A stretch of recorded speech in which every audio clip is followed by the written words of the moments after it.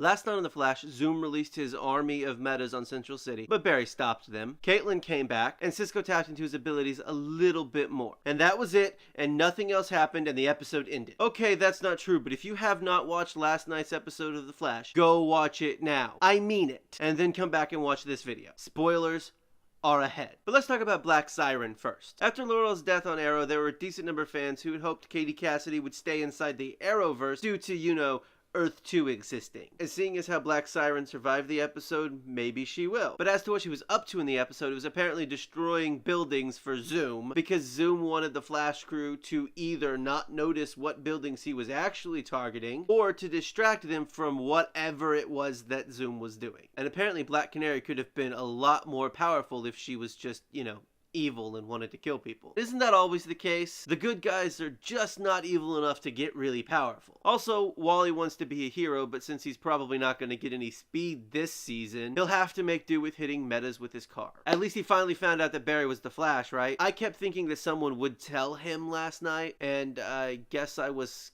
right. Barry was feeling all kinds of confident last night after his trip to the Speed Force, to the point that everyone else thought he was being overconfident and thought he was invincible. And I'm not sure what was worse, his confidence or the rest of the team's downright depressing attitude. I take that back. It was the rest of the team. I'm not sure if their outlook was made more bleak by Barry being all walking on sunshine, but I'd rather be overconfident going into a fight with Zoom than to be realistic. You can't think you might lose if you want to win. The best moment of the episode, for me at least, was when Cisco and Caitlin impersonated Reverb and Killer Frost to try and stall Black Siren. It really was the worst idea of all time. But it did lead to the best moment, so apparently Reverb was left-handed, because Earths 1 and 2 are mirror images of one another in so many ways, hand dominance being one of them. So trying to stall Black Siren wasn't the best idea, but it did lead to Cisco blasting something out of his hand. One and done for now, but here's hoping that next week and next season he taps into these powers more and becomes a superhero. So from the best moment of last night to the worst moment of last night, and maybe the season as a whole, we now have to talk about the ending of the episode. So again, spoilers ahead. At the end of the episode, we find all our heroes having a dinner party for, I guess, Henry coming home full time. But the episode didn't end there because Cisco got a vibe about Earth 2 getting torn to shreds. But even that wasn't the end of the episode. No.